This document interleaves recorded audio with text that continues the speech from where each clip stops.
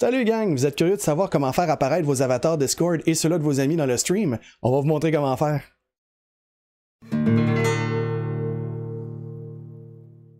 Alors bonjour à toutes et à tous et bienvenue à un autre stream coaching avec Max. C'est justement de montrer aujourd'hui comment faire pour mettre des avatars finalement de Discord quand nos personnes parlent sur Discord, faire apparaître le petit avatar de chacun d'entre eux. Comment faire? En fait, moi-même j'étais curieux au départ pour mes streams comment faire pour faire afficher mes avatars.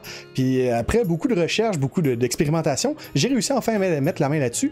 Puis je vais vous partager le tout aujourd'hui justement. Je sais que j'ai trouvé l'information sur un site web, donc c'est une vidéo YouTube qui avait expliqué un peu comment le faire, mais c'était pas très précis.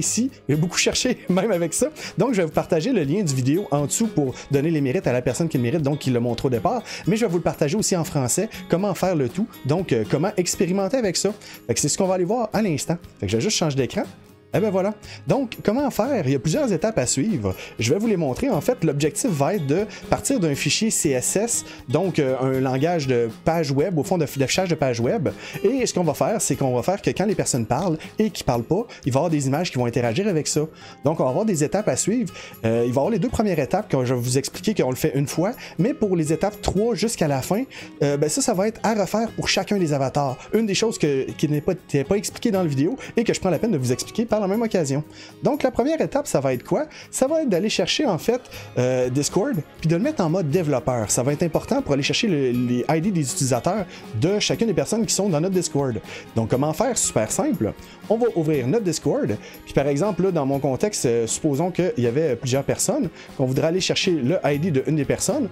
On va prendre le mien par exemple. Eh bien, il faut que je me mette en mode développeur. Comment faire ça? On va aller dans la section User Settings, donc les configurations de l'utilisateur, et on va aller jusqu'en bas de la liste dans la section Advanced. Puis dans la section Advanced, on va mettre le mode développeur en mode activé. Bien important, sans ça, vous ne pourrez pas choisir au fond chacun des avatars de vos amis parce que vous n'aurez pas leur ID. Ça va nous servir pour plus tard. C'est la première étape. Et ben voilà. Très simple, mais efficace. Ensuite de ça, on va avoir la deuxième étape, donc on va aller connecter une application qui s'appelle Discord StreamKit, puis on va le connecter avec notre Discord. Ça va être la deuxième étape. Et donc, comment faire? On va aller sur une page web qui va être fournie dans la description du vidéo. Je vais tout vous mettre les liens, gang, autant pour les fichiers que pour les descriptions dans le bas du vidéo, fait que soyez rassurés là-dessus. Donc, ce qu'on va faire, on va aller sur le site de StreamKit Discord et là, évidemment, on arrive dans l'application par défaut. Voilà, ça arrive comme ça. Donc, c'est streamkit.discord.com/overlay. Et pour pouvoir y avoir accès, c'est super simple. Ce qu'on va faire, on va appuyer sur le bouton Install for OBS. Donc, utiliser avec Open Broadcast Software. Par défaut, il va vous demander, là dans mon contexte, il me l'a déjà demandé, il va vous demander, êtes-vous sûr de vouloir utiliser l'application puis donner les droits d'autorisation? Pour votre Discord à vous, vous devez donner les droits. Un coup que les droits sont donnés, l'application va justement le détecter. Donc, vous allez arriver dans la section Status Widget, assurez-vous que votre serveur, c'est le bon qui est sélectionné. Ensuite de ça, on va dans la section qui s'appelle Voice Widget. C'est ça qui va être super important. Et par la suite, et là c'est ça, je le mentionne, assurez-vous que Hide Names, donc cacher les noms, va être activé, donc en fait va cacher justement les noms. Et après ça, vous allez voir qu'il y a un lien qui va être disponible dans le bas. Celui-ci va nous servir pour justement afficher tantôt les informations des avatars. C'est ça qui va être le lien au fond avec votre channel de Discord et les avatars qui vont être dedans. Il est important à savoir que à chaque fois que vous faites cette configuration-là, c'est pour un seul channel de Discord. Si vous en avez plusieurs, vous devez refaire cette manœuvre-là à chaque fois pour chacun des avatars. C'est long, ça prend du temps, mais vous allez voir le résultat est vraiment cool à la fin. Donc, un coup que ça c'est fait, on va passer après ça à la troisième étape.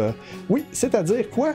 Créer le code CSS. C'est quoi du CSS? C'est Cascading Style Sheet, ce que ça s'appelle le vrai terme. C'est un style au fond pour pouvoir jouer dans les pages web. À la base, c'était pour justement le visuel des pages HTML, mais là on est plus avancé un peu, puis il peut être utilisé aussi pour des applications web, dont Discord.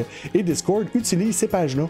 Donc, ce que je vais faire, je vais vous mettre encore une fois un autre lien dans le bas du vidéo, mais ça va être un template que j'ai préparé, que vous allez pouvoir voir. En fait, c'est une application, c'est des documents texte super simples. Je vais vous montrer un exemple de qu'est-ce que ça a de l'air. Ça ressemble à ça ici. Donc, on a une section que j'ai mis, évidemment, le code fourni par qui. Il y a des commentaires. Les petits signes, c'est des commentaires, donc vous pouvez ignorer ça. Mais c'est pour vous donner l'information sur quoi remplacer dans le document avec les informations qu'on va avoir besoin tantôt. Ah ben voilà. Donc, ce qu'on va faire par la suite, vous allez simplement enregistrer le fichier sur votre poste et vous allez le modifier pour le nom de l'avatar que vous voulez utiliser. On est comme à la troisième étape, donc on commence la boucle. Assurez-vous d'avoir un document qui a un nom significatif. Ça va être beaucoup plus facile pour le retrouver par la suite. Donc moi ce que j'ai fait, dans mon contexte, on va utiliser les avatars de Maxos et Mireille. Donc Maxos et Mireille, j'ai mis avatar Discord Maxos et avatar Discord Mireille. Et voilà, aussi simple que ça. Sauvez-le dans un endroit sur votre disque dur, mais il va falloir les mettre dans Streamlabs plus tard ou dans OBS, dépendant de ce que vous utilisez. Ensuite de ça, on va être rendu à la quatrième étape. La quatrième étape consiste en quoi? Un coup vous avez sauvegardé le CSS, on va être rendu à mettre nos images sur Discord. Vous pouvez les mettre sur un site web avec Image Shack, je pense même pas si ça existe encore. Moi j'utilise Discord. Faites-vous un channel privé pour ceux qui sont administrateurs et mettez toutes vos images à l'intérieur. Donc ce que j'ai fait, comme vous allez pouvoir voir, en fait, c'est tous les avatars des gens qui sont dans nos streams et quand les personnes parlent, on prend l'avatar de Final Fantasy, on les a découpés, mais vous pouvez mettre un dessin que vous désirez, il n'y a aucune limitation là-dessus. Il va y avoir de la limitation de l'espace dans votre stream, mais vous pourrez ajuster la taille, fait que ça dérange pas tant que ça. Donc, quand on va avoir trouvé, par exemple, on va aller chercher Maxos, parce que je l'ai ici présentement. Donc, ce qu'on va faire, eh bien, on va s'assurer d'avoir justement le lien de l'avatar. Vous allez simplement faire le petit plus et uploader un fichier. Vous allez donner le chemin d'accès. Évidemment, moi, je l'ai déjà ajouté, donc je le ferai pas pour ce contexte-là, mais vous savez comment l'ajouter, c'est très simple. Sinon, vous pouvez aussi prendre l'image qui est dans votre dossier et faire un drag and drop dedans pour l'envoyer dedans. Ça va fonctionner aussi. Un coup vous avez l'image, eh bien simplement aller sur cette image-là, faire le bouton droit de la souris dessus et faire copier le lien. Bien important ici, copier le lien et non pas copier le lien du message parce que ça ne prendra pas le lien de la photo. Donc, puis on n'a pas besoin de cliquer dessus, il ne faut pas cliquer dessus, il faut le laisser comme il est présentement, bouton de droite, copier le lien. Ça va prendre l'image dans cette même taille-là. Si vous cliquez dessus, l'image peut être redimensionnée puis ça peut jouer des tours contre vous autres. Un coup vous avez le lien, vous allez retourner dans votre document texte, donc dans votre CSS, pour votre avatar, et vous allez remplacer la section, moi je l'ai déjà remplacé ici, mais dans la section du template, en tant que tel, vous remplacez l'endroit où est-ce que l'avatar va être silencieux et où est-ce que l'avatar va parler. Donc si vous avez deux images, assurez-vous de le remplacer autant pour l'animation qui parle que l'animation qui est silencieuse. Vous pouvez laisser la même image pour les deux, dans mon contexte, c'est ça que je fais, mais si vous avez un contexte où il y a un personnage qui est comme animé qui parle, puis l'autre qui parle pas, eh bien, vous pouvez l'utiliser à votre avantage comme ça. Donc, dans mon contexte, moi, j'ai remplacé pour le code de Maxos, j'ai mis deux fois la même image, donc le petit personnage super simple qui a été découpé. Par la suite, eh bien, on est rendu à l'étape de obtenir le ID de l'utilisateur. C'est la raison pourquoi on avait mis Discord en mode développeur. Pour faire ça, je vais le prendre avec mon contexte. Vous faites simplement le bouton de droite sur l'utilisateur dans la liste à droite dans Discord et vous allez chercher Copy ID.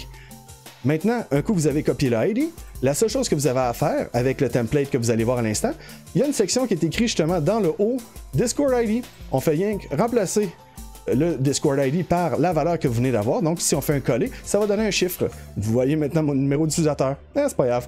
Mais ben voilà. Fait que c'est aussi simple que ça, vous remplacez. Évidemment, pour chacun des avatars que vous allez modifier, assurez-vous d'avoir le bon ID. Sinon, ça va vous faire des surprises parce que des fois, deux personnes vont parler en même temps, ils vont popper, mais vous ne voudriez pas. Fait que assurez-vous de vérifier que vous avez le bon ID d'utilisateur rendu à cette étape-là. Et ben voilà. Donc, un coup que vous avez dans votre document texte, changez la valeur de votre ID d'utilisateur, remplacez le lien URL pour le personnage qui parle et qui est silencieux, donc silencieux en haut et parlant en dessous, eh bien votre animation est prête à être utilisée. Par contre, comment est-ce qu'on fait maintenant pour l'intégrer dans Discord, pas dans Discord, mais dans Streamlabs, excusez-moi, eh bien, il va falloir ajouter un browser source. Pour faire ça, c'est simplement, au fond, une source de navigateur. Vous allez faire le petit plus dans la scène, vous allez cliquer dessus, ça va vous ouvrir une page, et nous, on va voir browser source. Alors, on va cliquer dessus. Il va nous demander maintenant de donner un nom significatif. On va mettre Avatar Maxos pour se donner une chance. Et on va faire Add Source. Maintenant, il nous ajoute une petite fenêtre qu'il faut remplacer quelques valeurs. Et là, c'est là que le code CSS que vous avez monté va vous servir. Dans mon contexte, je vais ramasser tout le code avec un sélectionner tout, CTRL A et copier.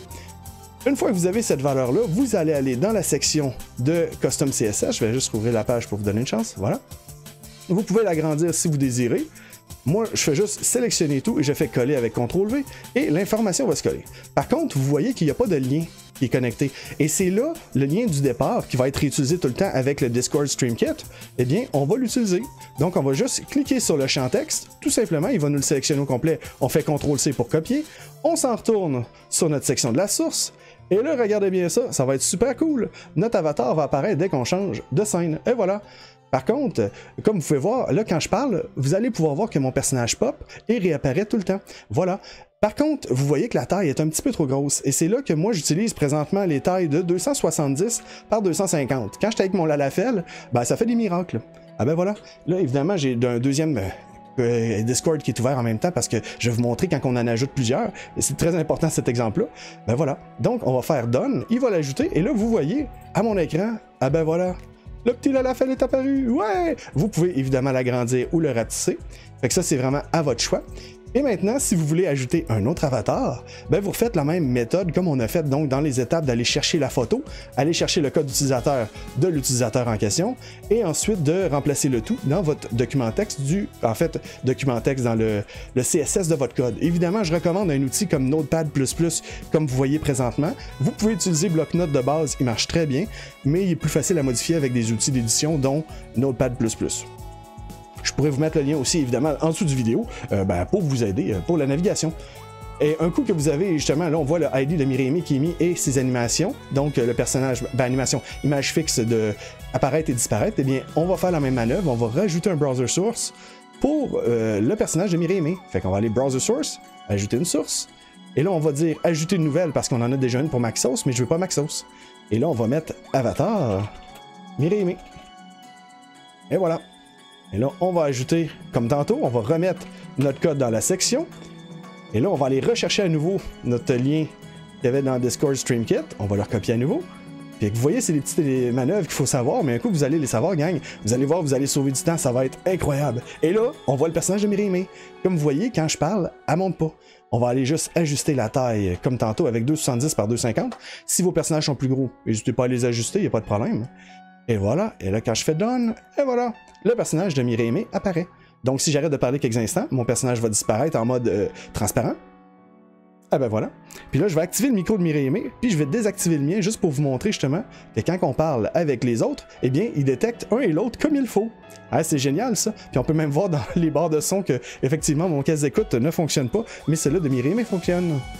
Et ben voilà, c'est aussi simple que ça, gang, pour utiliser les multiples avatars. Évidemment, si vous êtes une équipe de raid, faites-en un pour chaque personnage, ajustez la taille pour que ça fitte bien dans votre stream. Vous allez voir, le résultat est vraiment fantastique. Sincèrement, les gens, je sais qu'il y a beaucoup de monde qui me l'ont demandé, et de là la raison de pourquoi j'ai fait un guide justement pour vous, parce que je trouve ça extrêmement pratique. Puis ben, si ça peut vous servir pour pouvoir faire apparaître vos avatars dans vos streams, ça va rendre ça encore plus cool. Puis ça, j'ai bien hâte de voir ça. Ah ben voilà! C'est aussi simple que ça, gang. J'espère que ça vous a plu pour l'explication. Ça a été un peu technique.